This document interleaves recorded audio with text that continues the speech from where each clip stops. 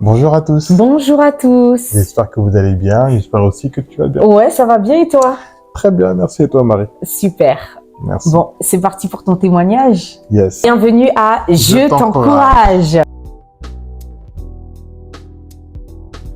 Marie, je te présente plus ou est-ce que je te présente encore? Non, plus besoin, c'est Allez, bon. c'est Marie, madame mon épouse, merveilleuse femme, mère de 4 enfants.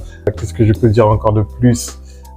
Tu travailles, adoratrice, chantre de l'Éternel.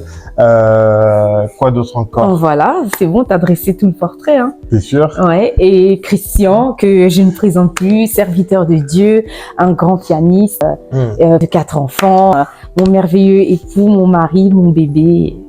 Arrête. 36 ans, l'année dernière. Je me levais le matin, c'était un dimanche matin. Je me rappelle que on allait se préparer pour partir à l'église et on avait passé vraiment une très bonne journée, en tout cas donc la veille. La veille, ouais. Rien n'aurait pu présager que il allait arriver ce qui arriva. Ouais. La veille, on était en train de jouer avec les enfants. T'es parti à la bibliothèque, tu les as emmenés. On préparait en même temps notre déménagement. Ouais. On rangeait le garage. On avait passé une super bonne journée. Et ouais, je me souviens que c'était donc du coup la veille de la fête des mères. Ouais, c'est vrai. Et que tu m'avais déjà offert le cadeau de la fête des mères. Ouais. Donc nous arrivons le dimanche matin. Je me réveille un peu groggy, je me réveille un petit peu fatigué. Je me sens pas bien. Je me sens pas bien. Et à ce moment-là, je dis à Marie, madame mon épouse, bébé, franchement là, je pense que je vais pas aller à l'église. Ouais, et moi, ma première réaction, je me suis dit, ah là, ça y est, il a pas envie d'aller à l'église, il essaye de me dire qu'il veut pas y aller. Ouais. Et je te l'ai dit, hein, je t'ai dit, ah, arrête tes blagues, allez, c'est bon, t'as pas envie d'y aller. J'ai dit non, franchement là, je me sens vraiment pas bien, mais vraiment pas bien du tout. Et je me suis réveillé. En fait, c'est comme si je me suis réveillé, tu vois, précipitamment. Tu vois, rapidement du lit, je suis sorti du lit. Et à ce moment-là, je te dis, non, franchement, je me sens pas bien. Bon, ma femme me dit, toujours de bons conseils. Bah écoute, va te prendre une douche. En tout cas, peut-être que ça pourra, voilà, te rafraîchir et te mettre un petit peu bien pour la journée. J'y vais et là, je vois que non, ça passe vraiment pas. Ça passe vraiment pas. Et à ce moment-là, j'ai dit, bébé, non, franchement, je me sens vraiment pas bien. Je me sens vraiment pas bien. J'arrive pas à l'exprimer, mais je sais pas, je me sens pas bien. Je suis pas à l'aise. Je descends les escaliers pour faire le petit déjeuner pour les enfants. Je remonte, j'ai vraiment en fait même de la peine à remonter en fait. Donc il y avait déjà certains symptômes qui faisaient que une grosse fatigue, une très grosse fatigue, comme si en fait j'avais comme une gueule de bois en fait, hein, tu vois, donc comme si j'étais ivre ou voilà quoi. Et là j'ai dit non, voilà, c'est sûr que je viens pas. Je me suis affalé sur le lit et j'ai dit voilà, je vais rester à la maison. Pars avec les garçons, je vais rester avec la petite à la maison. Je suis partie avec les garçons et c'est vrai que j'étais quand même inquiète. Je trouvais ça un petit peu bizarre en fait parce que tu tombes rarement malade. Si tu tombes malade, ça va être peut-être un rhume ou tu tombes rarement malade et le fait de te voir dans cet état, sachant que une semaine avant j'avais eu le Covid, donc je me suis dit est-ce qu'il a peut-être pas attrapé le Covid? Et comme le Covid, il y a plusieurs symptômes. Il y a le vertige, il y a les courbatures. Et je me posais la question si c'était pas le Covid. Et on était resté sur ça. Donc du coup, je suis partie avec les garçons à l'église. Mais pendant le culte, j'avais un pressentiment. Je me disais que je vais pas rester ici. Je vais pas rester longtemps. Effectivement, je me suis levée en plein milieu du culte. Et oui, tu m'avais écrit un message et je t'ai demandé, je t'ai demandé comment tu allais. Tu m'avais dit t'as pas de goût.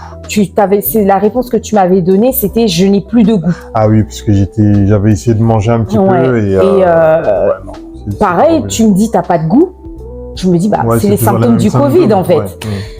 Mais sauf que quand je suis revenue, Et moi, je me suis levée en plein milieu du culte. Je suis partie chercher les enfants, les garçons. Et quand je suis arrivée, je t'ai vue, mais vraiment dans un état affalé sur le lit. C'était non. Là, je me suis dit non, c'est pas Christian, c'est pas Covid, c'est pas possible. Elle m'a demandé, explique-moi ce que tu as. Maintenant, comment expliquer ce que j'ai? Bon, je lui dis juste, j'ai mal là. Ouais. Et pour moi, là, ça voulait rien dire. Donc, j'ai insisté vraiment pour qu'il puisse me détailler exactement ce qu'il ressentait. Parce que sans ces éléments, j'allais pas comprendre. Donc là, à ce moment-là, j'essaie de lui expliquer. Je lui dis, écoute, j'ai pas de goût, je suis fatigué, j'ai mal à la tête, j'ai un petit peu j'ai la bouche pâteuse, et j'ai un petit peu du mal à lever mon bras. Voilà. Et en fait, ce qui se passe, c'est que lui, il me dit ça. Là, pour moi, c'était clair. C'était clair pour moi, c'était clair comme là, je suis en train de parler. Sauf qu'en fait, je ne comprenais rien de ce qu'il disait. Je n'entendais rien. C'est-à-dire que il articulait pas. En fait, son langage avait changé. Il y avait plus d'articulation. Et en fait, dès qu'il m'a dit que j'arrive plus à lever le bras. Ouais, que mon bras est lourd, là, j'ai compris que c'était code rouge. Il fallait aller tout de suite aux urgences. Et j'ai même pas réfléchi, sauf que j'étais à 10 000 kilomètres de m'imaginer ce qui allait se passer. Pour moi, c'était juste code rouge, il faut y aller tout de suite. C'était ça. Et donc, du coup, ce qu'on a fait, c'est qu'on a pris les enfants et je t'ai emmené directement aux urgences. Voilà, donc arrivé aux urgences, j'ai attendu à peu près 2 heures avant qu'on puisse me prendre en charge. Quand on m'a pris en charge, on m'a demandé ce que j'avais, j'ai essayé d'expliquer. Ils me prennent prise de sang, ils me demandent qu'est-ce que j'ai comme symptômes. Et là, je leur dis, bon voilà, j'ai un petit peu du mal à articuler et j'ai le bras qui est lourd. Quel côté? Bras gauche ou côté droit? Ils me disent, monsieur, non, c'est sûr et certain. Là, on va plus vous examiner. Prise de sang, on m'a mis sur un brancard. Et là, je suis parti directement aux urgences, mais en fait, on m'a automatiquement pris en charge, quoi. Ils ont commencé à faire des examens, prise de sang, et donc là, dans la prise de sang, c'est là que le médecin vient me voir pour me dire, bah écoutez, monsieur, vous avez fait un AVC. Et là, je suis choqué en fait.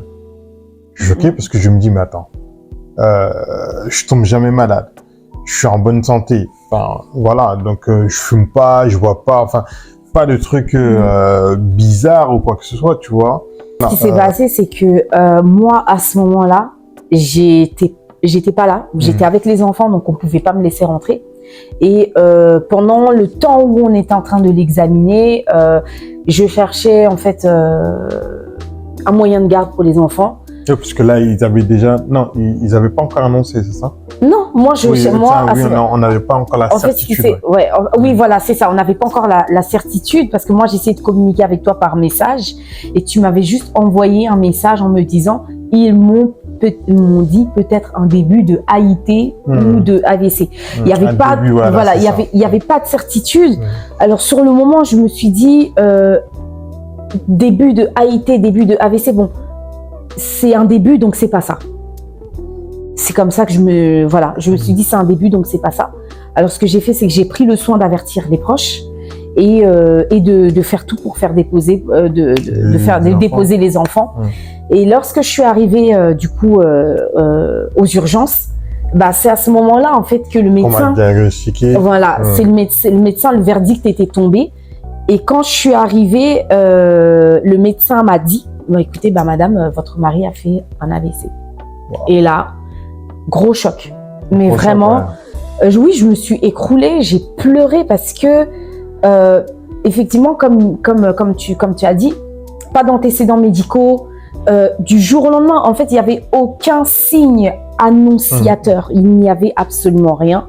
C'est-à-dire que le 25, la veille, tu pètes la forme, tu passes une super bonne journée, tout se passe bien. Et puis, tu te réveilles autrement. Et c'est le choc. Et là, on se pose des questions. Qu'est-ce qui s'est passé? Qu'est-ce qui s'est passé en fait? Et tout de suite, la culpabilité. j'ai culpabilisé en disant au médecin, mais je l'ai laissé en fait. Moi, je suis partie à l'église, je l'ai laissé. Et elle m'a dit non, madame, ne culpabilisez pas parce que c'était déjà fait en fait. C'était déjà fait. Et c'est vrai que ça a été un choc. Ça a été un choc. Ça a été un choc et puis parce que voilà, donc comme tu l'as dit, on s'y attendait pas, mais voilà, donc là à ce moment-là, tout s'est un petit peu accéléré parce que moi du principe, je rentre à l'hôpital, j'allais sortir. Ah ouais, non, mais pour moi aussi, même si le médecin nous a dit AVC, mais moi dans ma tête, ok, c'est bon. Oui, ok, c'est Donnez-nous bon. les médicaments qu'il faut et puis après, on rentre à la maison en fait. Ouais, c'est ça. Pour moi, je rentrais avec mon mari en fait, c'était hors de question. Et puis ben non, elle me dit ben non, on va le garder. Et là, je me suis dit mais c'est pas possible, Seigneur, qu'est-ce qui nous arrive? Et là, à ce moment-là, donc on nous a annoncé ça. Donc moi, finalement, je reste à l'hôpital. Toi, on a appelé nos parrains de mariage pour qu'ils puissent nous soutenir en prière. Il y a eu le frère Jérémy qui est venu pour nous soutenir aussi en prière. Et ça, c'est vrai que on se rend compte à quel point il est important d'être entouré quand on passe des moments d'épreuve comme ça. C'est vraiment important d'être entouré par des proches pour nous soutenir en fait, pour nous soutenir spirituellement, moralement et ne pas se sentir seul en fait face à soi-même. Moi à ce moment-là, donc moi je reste à l'hôpital. Ouais, et moi je rentre à la maison, donc là du première nuit, seule. Et quand je rentre, il faut que j'annonce, il faut que j'explique, je vais récupérer les enfants, il faut que je leur explique pourquoi je ne suis pas rentrée avec papa, parce que en fait ils ont vu la scène. Ouais. Ils ont vu la scène, ils ont tout vu. Ils ont vu leur papa, rentrer à l'hôpital. Moi, et là, je me suis appuyé sur, ils ont tout vu. Parce que j'avais du mal à marcher. Donc du coup, ça les a marqués. Ça les a marqués. Maintenant, c'était soit je leur annonce et je m'effondre, soit je reste forte. Et là, j'ai décidé d'être forte et de leur annoncer à leur niveau de compréhension et de leur dire que ça va aller, on va prier. Papa va sortir de l'hôpital. Rapidement. Et ils avaient vraiment cette foi-là. Ouais. Et donc à ce moment-là, moi le lendemain, on m'a transféré dans un autre hôpital en soins intensifs. Et donc c'est là où ça a vraiment commencé en fait. Donc moi dans mon esprit, c'est je vais sortir, mais j'avais pas du tout de visibilité sur quand est-ce que j'allais sortir en fait, parce que personne ne voulait se prononcer. Les pronostics c'était on ne sait pas quand est-ce que vous allez sortir. Il y en a qui sont là, ça fait 1 mois, on ne sait pas. Ça se trouve que vous allez pas sortir. En tout cas, c'est sûr que vous n'allez pas sortir cette semaine. Ok. Après, donc on me parlait aussi donc de partir en maison de rééducation. Donc, en fait, ça, c'était le programme. C'était, vous allez peut-être rester 2 semaines, 3 semaines, 1 mois. Et après ça, vous allez partir en maison de rééducation. Voilà. J'ai dit, oh, Seigneur, c'est pas possible. En fait, non, c'est pas possible. Parce que je peux pas, en fait, continuer à rester là. Je me regardais. J'étais dans mon lit d'hôpital. Et, j'avais perdu, en fait, la mobilité sur la partie droite de mon corps.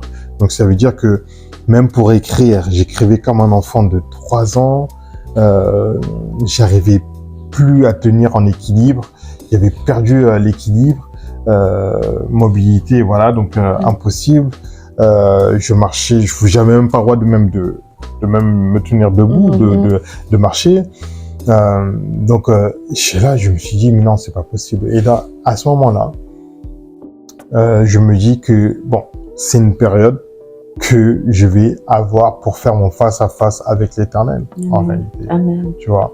Et donc, pendant cette période-là, je prie, je cherche la face de Dieu. Il y a des tours de prière qui se font avec mon épouse. Ouais, il y a eu des chaînes de prière qui ont été organisées, la famille. Ouais, donc là. Donc, mais moi, en fait, j'étais là et j'ai prié à Dieu. J'ai prié à Dieu et je lui dis, en fait, je suis ton fils. Père, je suis ton fils. Je suis ton serviteur. Ma façon de pouvoir t'adorer, ma façon de te servir, c'est avec ces mains. C'est ces mains-là que tu m'as données pour que je puisse te servir. Je te sers pas autrement. Je sais pas chanter. Voilà, c'est avec ces 10 doigts-là que tu m'as donné pour que je puisse te servir. Là, maintenant, mon côté droit ne fonctionne pas. On fait comment? Donc là, je ne peux même plus te servir. Je peux même plus t'adorer. Je peux même plus élever ton saint nom. C'est pas possible. J'ai besoin que tu puisses faire quelque chose dans ma vie. Agis et change. En fait, change la situation. On est en train d'annoncer des pronostics que je puisse rester sur une durée indéterminée, de partir en maison de rééducation. Non, change drastiquement. Ah. Et donc là, j'étais vraiment face à face avec mon Dieu, en fait, à ce moment-là. Il y a toi qui venais, justement, oui, donc, c'est ça, tous les jours. Ouais, je me départageais entre gérer les enfants. Mais dans cette partie-là, ce que je retiens, c'est que le soutien des proches. Et je me suis sentie vraiment soutenue, en fait. Portée, c'est ça, ouais. Je me suis sentie vraiment portée. Et ça me fortifiait. Et aussi les temps de prière. Pendant que tu faisais aussi ton face-à-face avec Dieu, moi aussi, pareil. Je pense que mon niveau spirituel a encore augmenté, s'est décuplé. Et j'ai découvert aussi, pendant ce temps-là d'épreuve, une facette de moi en tant qu'épouse, en tant que mère. Dieu a mis en fait une force en moi pour que je puisse continuer en fait ce train de vie pour les enfants. C'était vraiment, je voulais le faire pour ne pas casser leur rythme. Donc on faisait comme d'habitude. C'était pas facile. Tu t'es mis en mode limite c'est robot, ça. En fait, clairement, je me suis mise en mode robot, automatique, c'est-à-dire entre parenthèses. Moi, je n'existais plus, j'étais entre parenthèses. Et je faisais tout mécaniquement. Vraiment, c'était dur dans le sens où je faisais les choses mécaniquement, mais je me rendais pas compte que aussi, je m'épuisais, en fait. Voilà. Christian, Ouais. dis-nous comment ça va. Ça va très bien, par la grâce de Dieu. Par la grâce de Dieu. Et là, je vois tes parcelles aussi. Hein. Voilà. Marie, je te vois, tu es fatiguée. Tu es fatiguée. Toi aussi, tu viens du travail. Hein? Là, non. Ah, là, tu viens de la maison. Ah, je croyais que tu venais du travail aussi. Et donc, à ce moment-là, il y a une personne qui est venue à l'hôpital. Donc lui, et en fait, il est venu comme un commando, comme un, je sais pas. Un commando, vraiment. Il appelle comme ça, oui, mon cher, je suis devant. Oh, mais tu es devant où? Je suis devant la porte. Mais quelle porte? Non, la porte de ta chambre. Il dit, oh, rentre. Je vois qui? Évangéliste Prosper. Oh, Commando. Vraiment, quand il est arrivé, je lui ai dit, mais qu'est-ce que tu fais là? Mais on m'a dit que tu étais dans ma ville. Bref, il me parle et il me dit, quand on échange, il me dit, bon, moi, je suis pas venu pour rester longtemps, juste pour te dire que ta place n'est pas ici. Ta place n'est pas ici. Et j'ai dit, amen. Amen. Je crois effectivement que ma place n'est pas ici. On a prié et il s'en est allé. Et vraiment, en fait, je me suis encore plus appuyé en fait sur cette parole qui dit que non, en fait, je ne suis pas à ma place en ce lieu. Et quand j'ai commencé à prier, les médecins ont commencé à revenir. Petit à petit, ils ont commencé à venir me dire, bon, bah, écoutez, je pense que vous allez partir un petit peu plus tôt. Ouais. C'est-à-dire, on ne peut pas encore vous dire quand est-ce. Ah, ok, bon, il n'y a pas de problème. Moi, en tout cas, la seule chose que je sais, c'est que ma place n'est pas ici. Yes. Ma place n'est pas à l'hôpital. Non, je dois sortir de là. J'ai commencé à faire des efforts, moi-même, encore. J'ai commencé à marcher, petit à petit. J'ai commencé à j'avais perdu de la dextérité au niveau de mes doigts. Donc j'ai essayé en fait de faire quelques exercices par rapport au piano en fait. Et à ce moment-là, pareil, au niveau de ma façon de parler, j'avais un petit peu perdu en termes d'élocution. Donc ça veut dire que je pouvais réfléchir vite, mais lorsque ça sortait, ça avait du mal à sortir en fait, tu vois. Mais Dieu a agi de manière brutalement en fait. C'est-à-dire que tout a commencé à s'accélérer. J'ai parlé également aussi à Dieu en lui disant, en fait, fais-moi sortir de là. J'ai pas envie de rester dans cet endroit-là. Agis, fais-moi juste sortir de là. Là, ma guérison a commencé à s'accélérer rapidement, mais de manière accélérée en fait. Accélérée à l'œil nu en fait. C'est-à-dire que le diagnostic de départ qui était de tu vas rester à l'hôpital d'une durée indéterminée et ensuite tu ne passeras pas à la maison, tu iras en maison de rééducation, c'est passé directement à tu remarchais. J'ai commencé à remarcher, même si je boitais un petit peu, tu vois, donc je cherchais un petit peu mon équilibre, mais je commençais à remarcher petit à petit, l'élocution, les choses revenaient petit à petit et tu retrouvais la dextérité aussi au niveau de ton bras. Ça revenait, en fait, les choses revenaient petit à petit. C'est-à-dire que moi, quand je rentrais toujours avec une bonne nouvelle. Je voyais de l'amélioration. Au jour le jour, je voyais vraiment à l'œil nu l'amélioration. Et vraiment, c'est là quand on parle du pouvoir de la langue, quand on déclare des choses, les choses s'accomplissent. Dieu est toujours derrière sa parole. Et il faut vraiment placer sa foi en la parole de Dieu et déclarer prophétiquement, dire ce que l'on veut voir et bien sûr sur base de la parole de Dieu. Et donc là, à partir de donc mon AVC avait commencé un dimanche, pardon. Donc dimanche, lundi, mardi, mercredi, jeudi, vendredi, j'ai demandé à avoir une permission parce que j'étais vraiment fatigué. J'ai demandé à avoir une permission pour que je puisse sortir. Là, on m'accorde la permission. C'était une sortie provisoire. Voilà.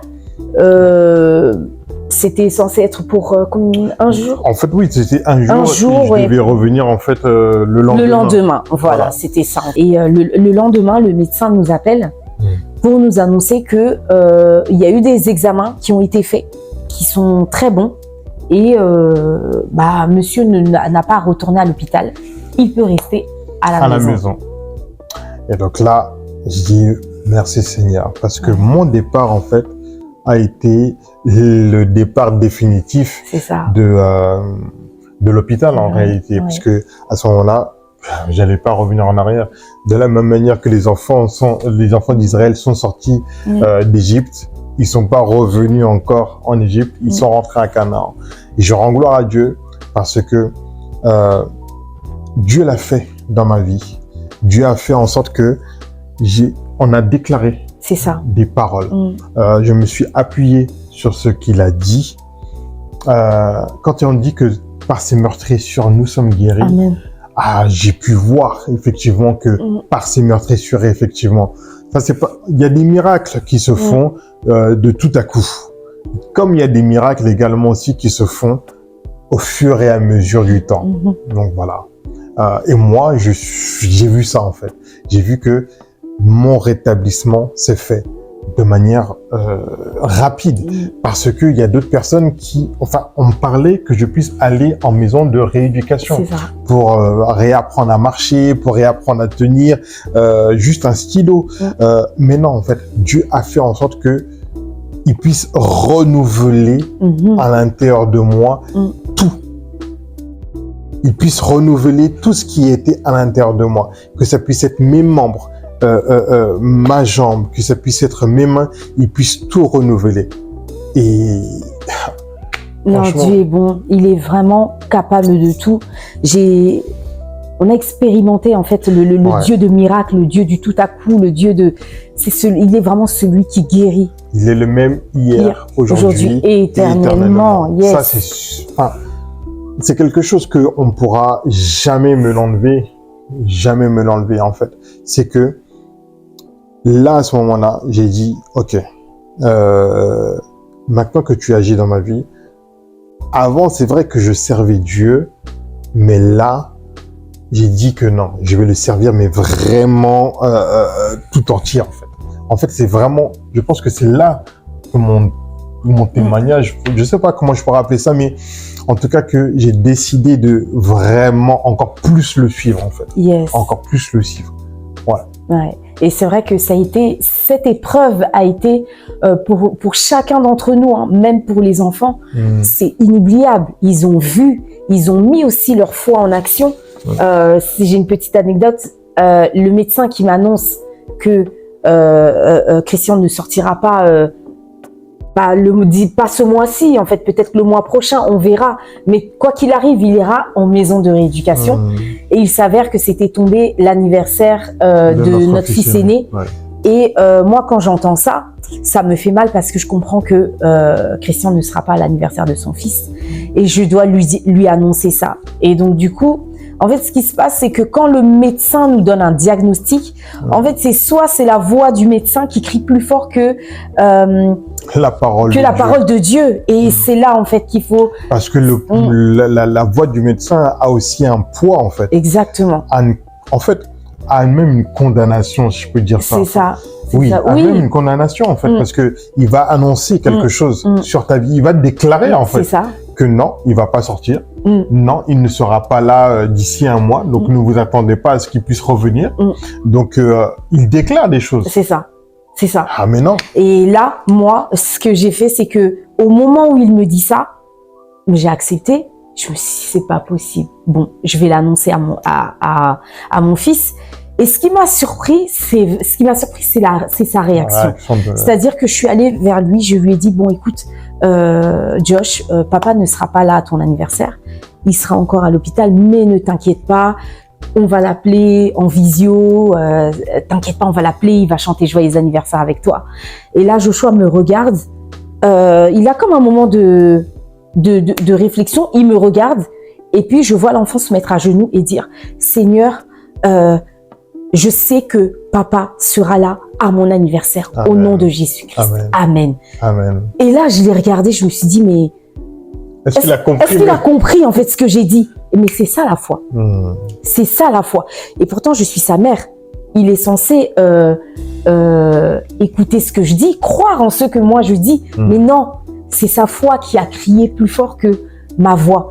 Et ça a été une gifle. Et effectivement, c'est ce qui s'est passé. Tu étais là à son anniversaire? J'étais là à son anniversaire. Et il m'a regardé. Il m'a dit, maman, tu as vu? Papa, il est là à mon anniversaire. Ah ouais. Franchement, c'était très, très fort. Ouais.